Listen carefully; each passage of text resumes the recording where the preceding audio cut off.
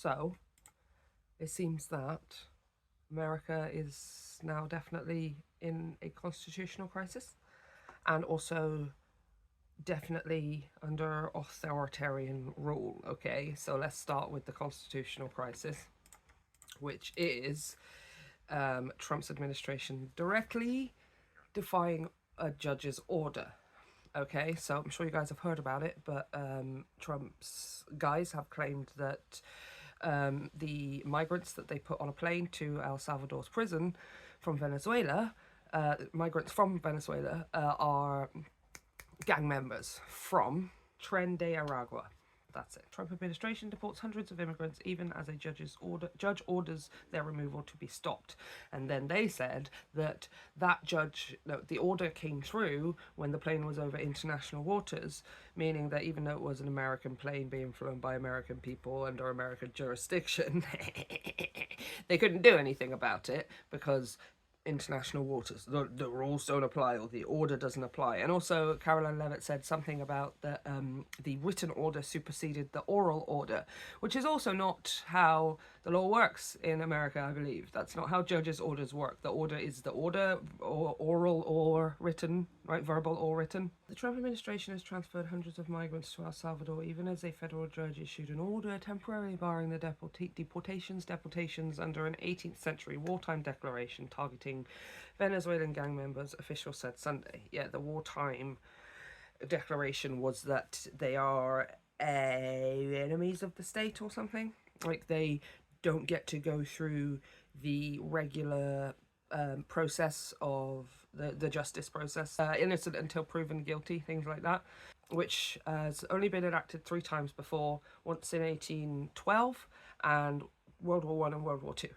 And that was during wars, so, you know, I mean, he's kind of Nixon-like in the sense of, you know, they came up with the war on drugs, wasn't it? And he's sort of coming up with the war on, yes, drugs, but also immigrants, illegal immigrants, and he claims, obviously, especially the ones that are gang members and criminals, but obviously he just sees them all as criminals, even the legal ones. I'm just going to take off the word illegal.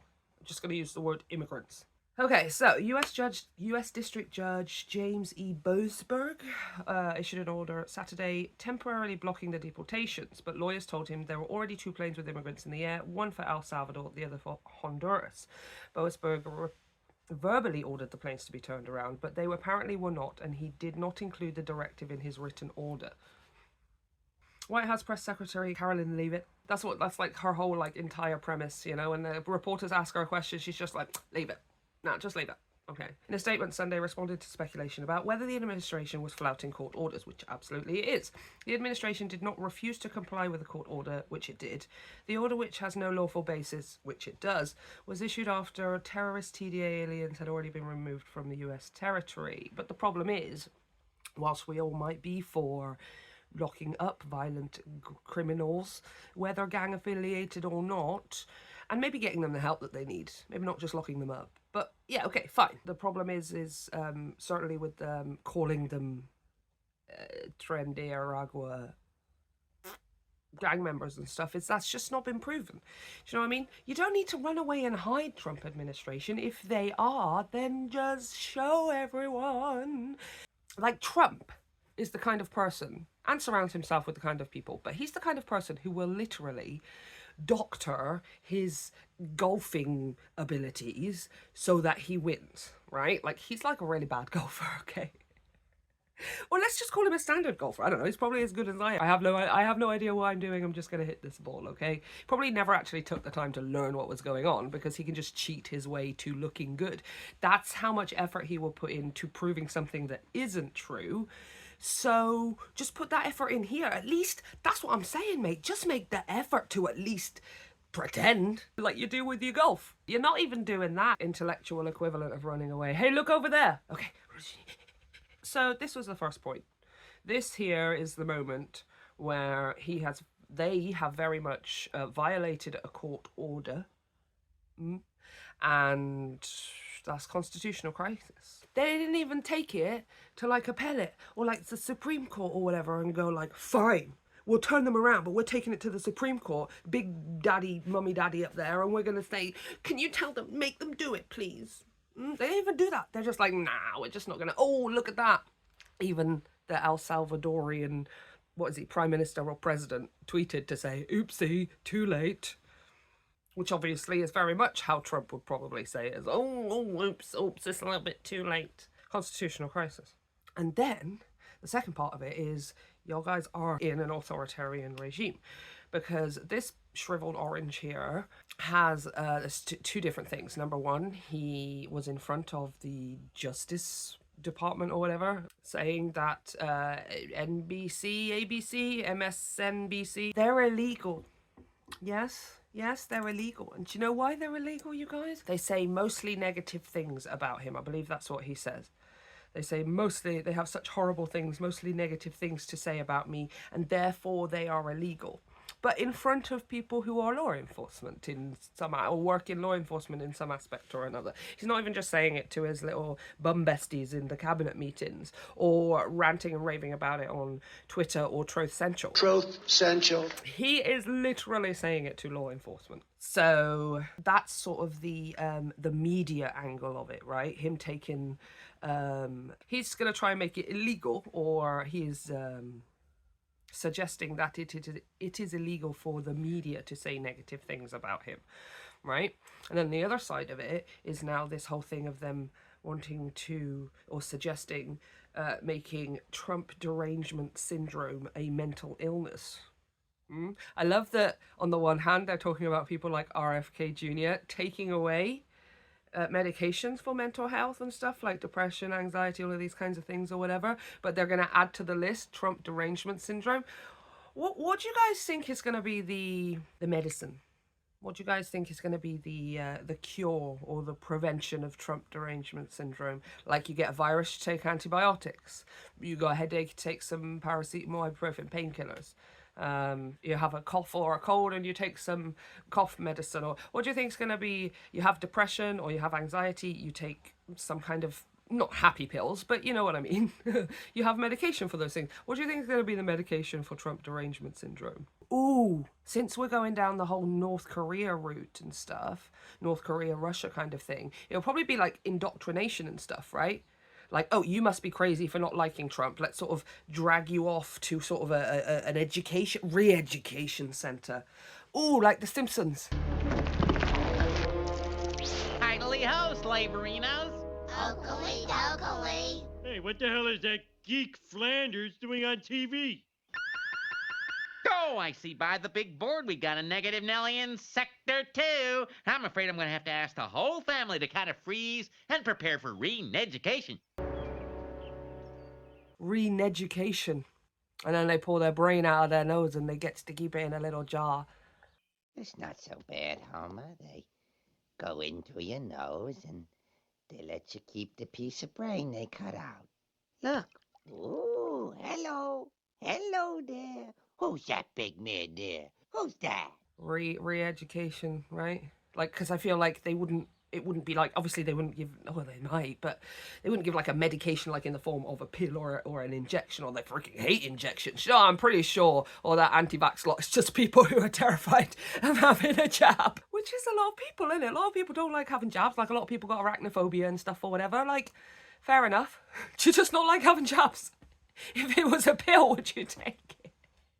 Laugh or we're gonna cry, okay? It's delusional despair. So yeah, those are like the 2 points that, okay, you are in an authoritarian regime. Do you know what I mean? Like, I mean, people can argue, I guess, about like the tiny details of, oh, well, he hasn't actually gone after NBC or ABC, but he has in the past. He's tried to sue them several times, being president and not being president, for just disagreeing with him or saying something negative about him. And now, obviously, with everything else he's doing, where all of his guardrails are going to be removed, or have been removed, clearly. I mean, it's any day now. Well, I mean, it's any day now. You can fiddle over the tiny details. It's happening. And then also the whole Trump derangement syndrome. Let's have a look into that one. I want to look into this whole Trump derangement syndrome thing a little bit closer. I don't want your freaking cookies. Go away.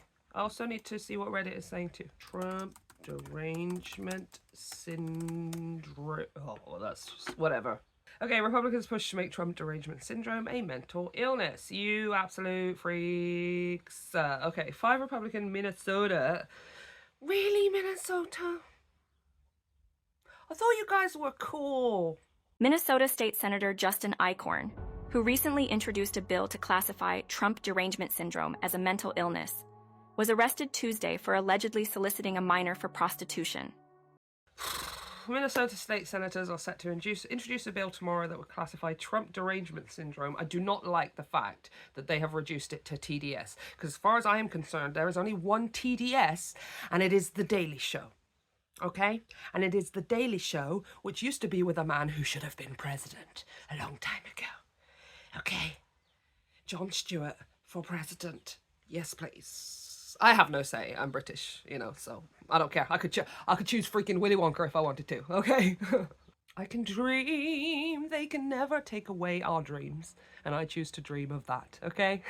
TDS, never calling it that, because that is The Daily Show, okay? Trump derangement syndrome, which they define as an acute onset of paranoia regarding the presidencies of Donald Trump as a mental illness, according to state documents. Okay, so before we go any further, I would just like to make a couple of points. Acute onset of paranoia regarding the presidencies of Donald Trump. On the one side of that, the amount that Trump is obsessed with the presidencies in a negative way, let's call it paranoia, the ultimate paranoia of Biden and Obama, is astonishing.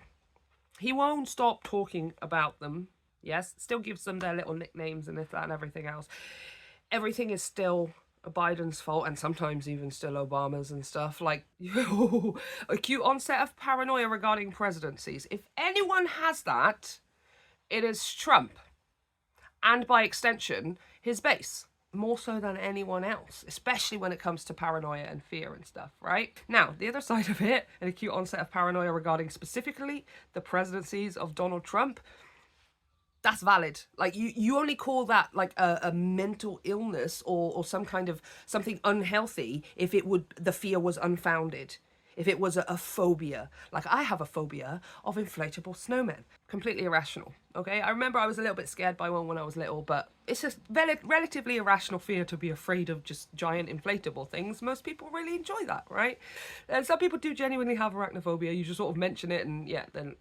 I do not think that an acute onset of paranoia regarding, especially this presidency, that's not irrational. That's completely founded. There are so many pieces of evidence that would, of course, cause someone to be manically stressed. Unhealthily so. I was reading a comment earlier on about someone who said their mother was doing really well recovering from cancer. I can't remember which one it was, but cancer. And she was doing really, really well. And then all of this comes along, and now they're obviously stressing about Medicare and Medicaid and Social Security and all of those things, which she obviously has. And all of this stress is just causing her to take 10 steps back in her own healing. Of course, that's not unfounded, okay? Paranoia really does kind of imply on some level that the thing that they are paranoid about doesn't actually exist. Well, guess what? It freaking actually exists, okay? Now, what I will say is expect 10 times, possibly 100 times, the amount of mental illness, as in people who are already mentally ill getting severely worse, not only because possibly you taking away their benefits and the medications that they have, but also increasing the stress and the pressure in other areas of their life. And then people who were previously probably not mentally ill in any kind of way, even depressed or anxious or socially anxious, they were having the best time. And then you come along and boom, hello mental illness, would you like some cortisol? That's the only thing this presidency is going to be giving out to the American people, cortisol. Because if I, Trump, and my people can keep you in a state of survival, you will be scraping and scraping and scraping and scraping to get to the top. And through that scraping, we at the top gain. We gain from the lower 90% scraping and scraping and scraping and scraping. A constitutional crisis in an authoritarian regime. I mean, you're done, America. It's there. I don't even know, like, what do you do from here? Do you know what I mean? Unfortunately, I was saying this a few weeks ago. It just seems like every single day that passes, every single story or act that Trump and Musk, Doge, and all of these idiots are taking and stuff, it just feels like you guys are not making enough noise. everyone's so quiet. How are you guys like not screaming and shouting? And like, oh my gosh, there must be so much fear around as well, like not going to work and stuff, you know? If I could just convince all of you to not go to work for like 3 days, you know, and for everybody who doesn't have something to help out other people who doesn't have something or does have something, everybody just like, hey, we'll be able to just sort each other out at least for these 3 days. Nothing. Just go outside, sit on the floor, nothing. And hey, some people want to do it for longer, they can do it for longer. But I understand that there's so much thing, well, if I don't do that, then I'm going to get fired from my job. And I'm going to, yeah. But the point is, every single one of you from that place, what they're going to do, fire you all. We could even get maybe some companies to join in and sit out. But that's a lot of organisation. I understand how much like fear and anxiety there would be around that, and how a lot of people would just, because the belief is there that they don't have the power to do anything, they don't do anything. And unfortunately, that's what a lot of even law-abiding, lovely, progressive, open-minded Americans who would never vote for Donald Trump if their life depended on it, they still fall prey to this idea that I can't do anything, I'm one person. And that's exactly what they want you to believe. It's like the ants in Bug's Life. If one ant stands up, then they all might stand up. Those puny little ants outnumber us 100 to 1. And if they ever figure that out, there goes our way of life. It's not about food. It's about keeping those ants in line. So, how much more will you guys need to see or experience before the ants stand up?